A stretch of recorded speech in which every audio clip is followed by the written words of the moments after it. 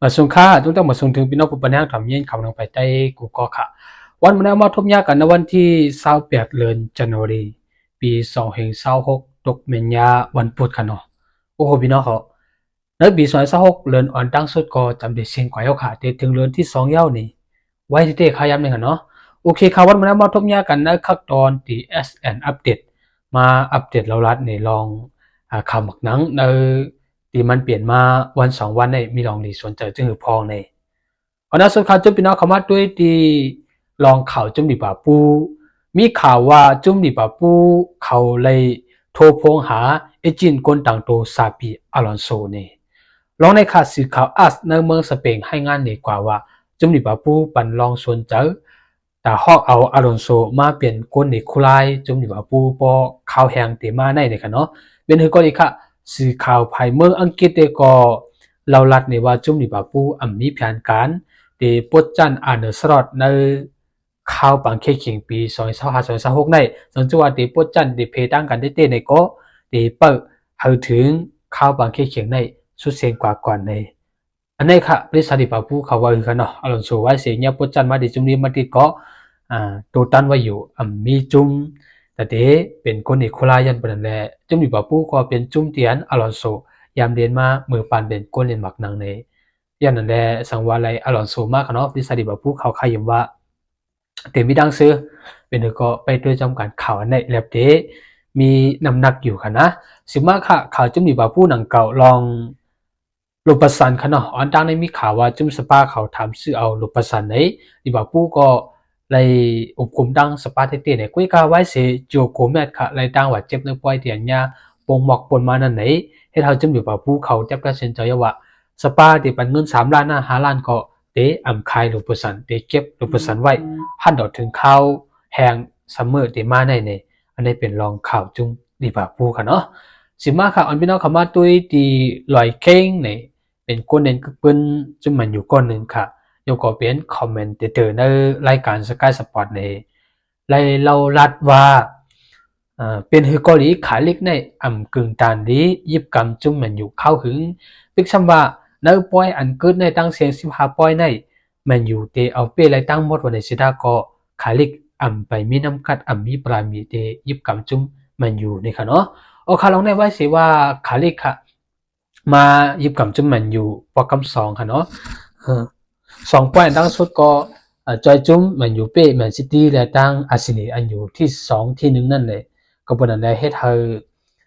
เงาลายอันในบริษัทเขาละลายก็อันกันตุกย้อนให้ขาลิกสิบยิบกำจุ่มมันอยู่กว่าเข้าหึงในเวยกาลอยคิงค่ะออกมารับแบตไฟอันในกำเดียวค่ะว่าเป็นเฮกอลีจุ่มมันอยู่อำกึ่งดีเอาขาลิกเป็นก้นอีกคุไลเข้าหึงจุ่มมันอยู่โลมีก้นอีกคุไลเตียนมีตัวทบมีปรามีก้นเลนเขานับย้ำในค่ะเนาะในในทหารถึงค่าขวัดด้วยกว่าก่อนด้วยกว่ากำป้อยก่อนหันโดดถึงมือข้าวบางที่เขียงยาวตัวกว่านั้นไหนว่ามันกึ่งดีที่เต้ในก็ขยุมว่าภายป้องกันเขาถึงเตปันขาลิกยิบกำกันเนาะ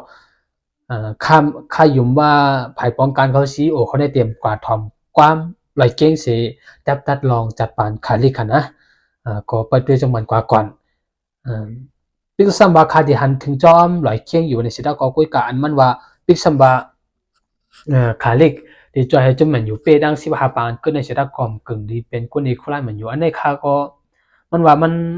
นโอเวอร์เกินไปค่ะมันโอเวอร์แก้มนะครับพี่น้องมันมันเปลี่ยนใจอคติใจยังจังต่อขาเล็กค่ะเนาะ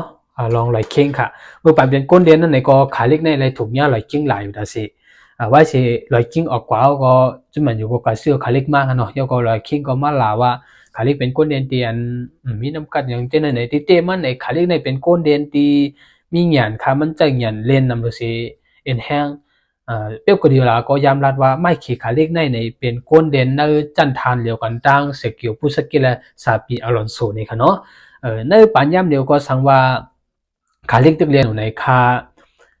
วันถึงว่ามันเหมือนเจ้าหนังก้นเหมือนเจ้าหนังโรตรีที่จุเหมือนซิตี้ค่ะเนาะข้ามไรหมายถึงว่ามันเด็กแข่งด้านนั้นก็อีกว่าอะไรหันขาเล็กในมันวิกสั้นสายตามันเลียดไวค่ะแล้วก็กุ้มทิ้งหมักหนังแขนต่อตีปันเปิ้นว่าหิมหมักหนังตีมันกว่าในมันหยาบนะ ย้อนเปิ้นนั่นแหละเป๊ปกัวร์ดิโอลาก็ยกย่องคาลิกไว้จังได๋ค่ะเนาะข้าก็หันว่าคาลิกมันเป็นก้นเด่นที่มีหยันแจ้งหยันเรียนนำโดยสิเจอเอ็นแฮงเรียนข้าคิดเขาข้าด้วยหมักหนังมาจากเมื่อปี2010ปุ่นคาลิกเรียนมันจะมันอยู่ค่ะเนาะแล้วก็คาลิกตึกขึ้นหรือเมื่อปี2018อย่าว่าข้ามคิดคาลิกค่ะนะโอเคได้เป็นรองหลอยคิงลัดถึงคาลิกค่ะเนาะสืบมาค่ะโอ้โห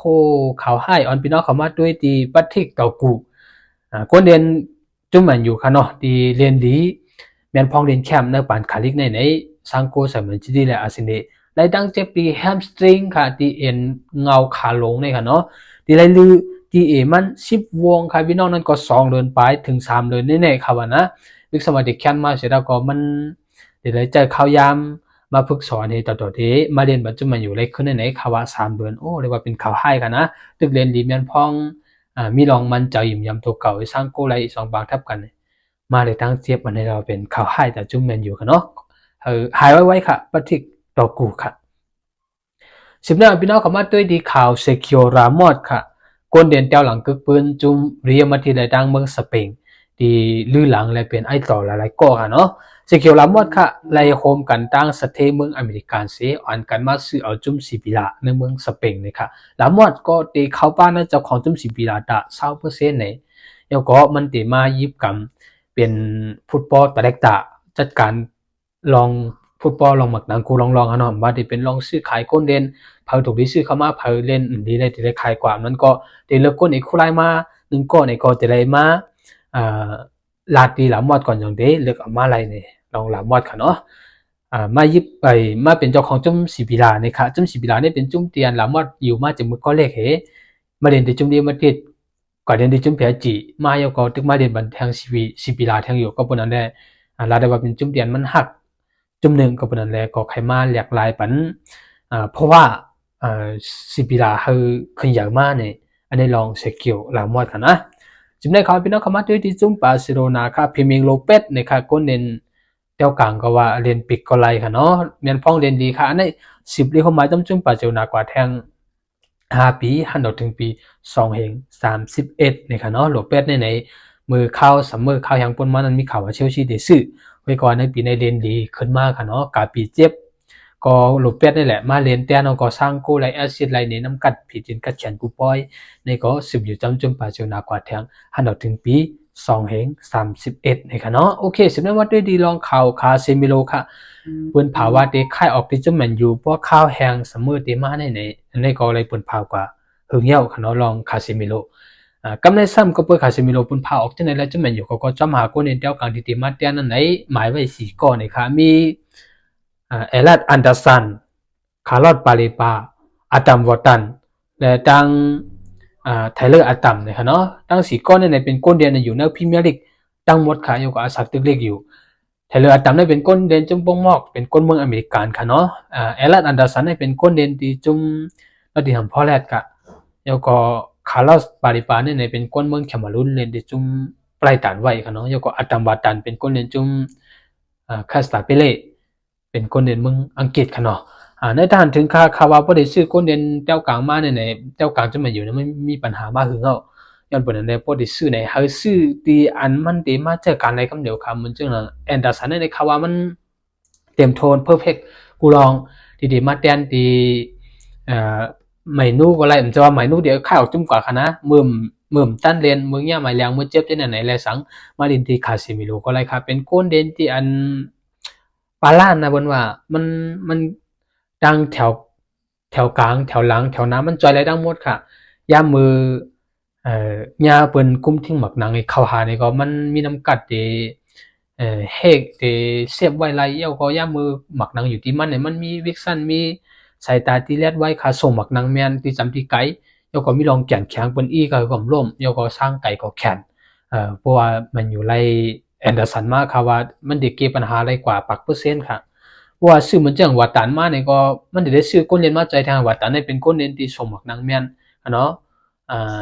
ส่งหมักหนังไก่จะได้มันมีน้ำจะฮัดเนาะก็ก็ว่ามันแข็งแข็งค่ะแล้วก็เรียนเหมือนจะหนังที่คาซิมิโรเรียนไหนวัดตันมีน้ำกัดจังนั้นค่ะคาซิมิโรไหนมันมีตัวทบมีน้ำกัดเนาะมีลองแข็งแข็งค่ะย่ำเบอร์มันหลบเผาเนี่ยก็เพราะว่ามันได้จำน้าว่างเป็นอาทิตย์ มันก้นเรียนเปิ้นมีติดตั้งดีไลโก้ในคาซิมิโรมันโกไม้เหลืองไม้แรงค่ะมันเปรียดเสอถูกจันก็จันถูกอีก็อีอะเนาะเฮ็ดไหนมันมันมีตังทหารจังไหนค่ะว่าที่หาตัวเตียนมันมาหยับปกติเอาวาตันมาค่ะเนาะปกติเอาคาลิปาปาลิปามาก็ปีได้พร้อมกันเดินตกลงกว่าแห้งน่ะค่ะว่ามันกึ่งดีซื่อเนี่ยต่างถึงก็ได้ขอคาฮัสึแอลัดอันเดอร์สันกันเนาะพี่น้องเขาได้เลยตุ้ยกันอยู่ค่ะเนาะเป็นคนเล่นที่มีจิมีเสียงเดี๋ยวก็เล่นดีก้อนหนึ่งกันนะได้ลอง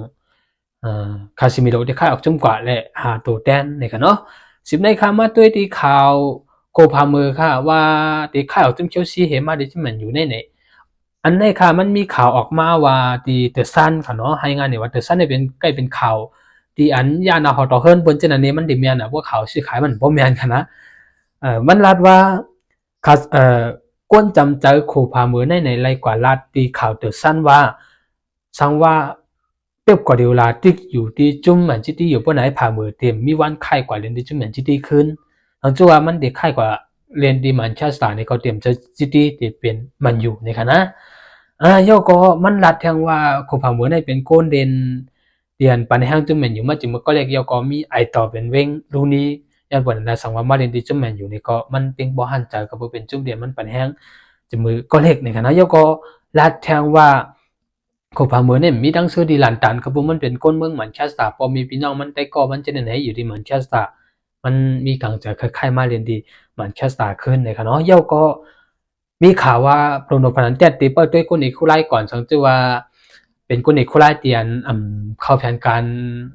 เจอโปรโนพนันเตียเล่นปนไหนในมันก็ได้ค่ายออกจุ่มกว่าทีม10เรียวมาในค่าพนันเตียก็เดียวมาจุ่มมันอยู่ก็ได้18เดือนก็แล้วค่ะเนาะเราถึงปี2027ค่ะยันปนนั้นแลหลังจากว่าพนันเตียค่ายออกกว่าในก็โคพามือค่ะเป็นก้นเดนเตียนเตมาแถมบันล็อกเป่าอันใดไรในสีขาวเขาลัดจังไหนก็ถอมไว้ก่อนค่ะเนาะข่าวว่ามันหยาบค่ะแต่โคพามือดีเป็นมากกว่านี้จุ่มมันอยู่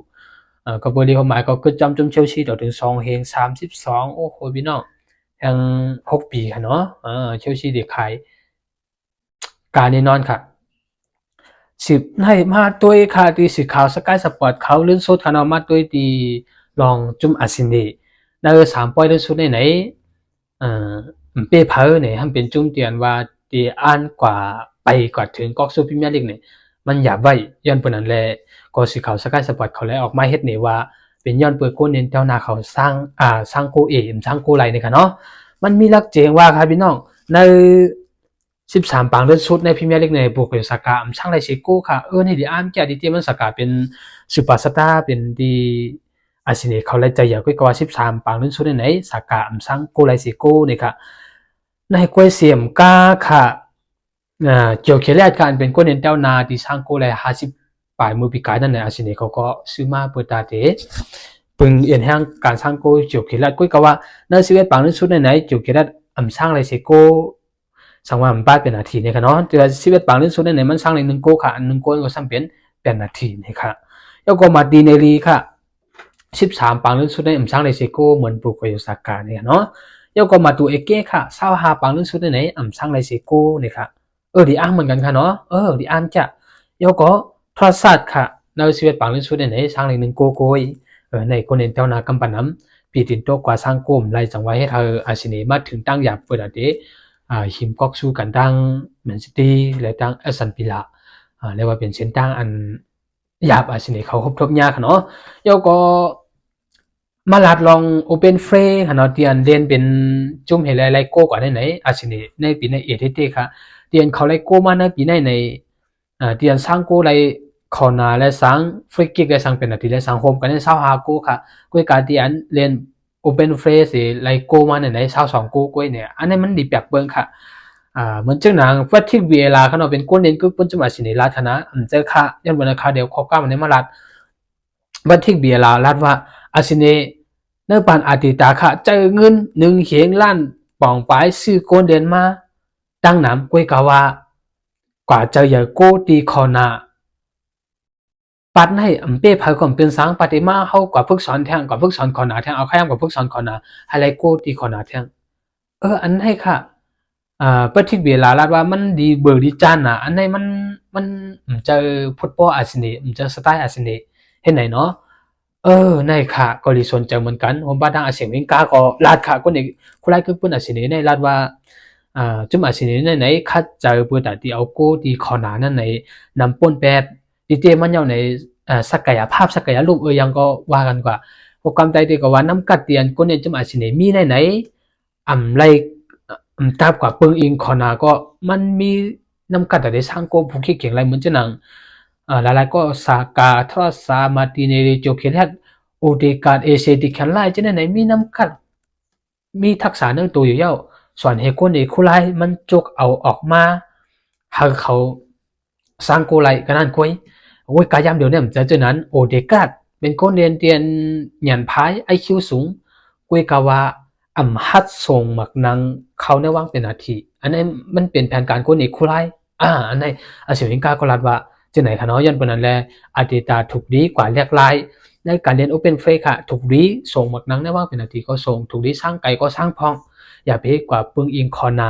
อันเป็นกู้น้ำนั้นก็เป็นเตะมุมอันนั้นนะอย่าไปกว่าปึงอิงแก้มหนามันเฮ็ดให้การเล่นอาศิเนในไหนรีมือดิจันมันดีตุ้ยในคณะก็เป็นเจ้าไหนเตะนักปานอาศิวิงกาขณะเป็นอาศิเนเป็นจุ่มเตียนเล่นแคมป์สิบวันในพรีเมียร์ลีกก็ค่ะเล่นแคมป์สิบวันในพรีเมียร์ลีกก็วาไลขณะจุ่มเหมือนอยู่เตียนไลก็ซูมา30 ปีทับกันในผู้ปานเอาผักกุสันเจ้าเล่นแคมป์ค่ะเจ้าต่อป้อนกัน2-3 ตี4-5 ตีให้ไหนจำจะหนึ่งใจค่ะในปานผักกุสันในไหนคนเล่นจุ่มเหมือนอยู่ในไหนเตมีเจอใครเอาเป้ค่ะ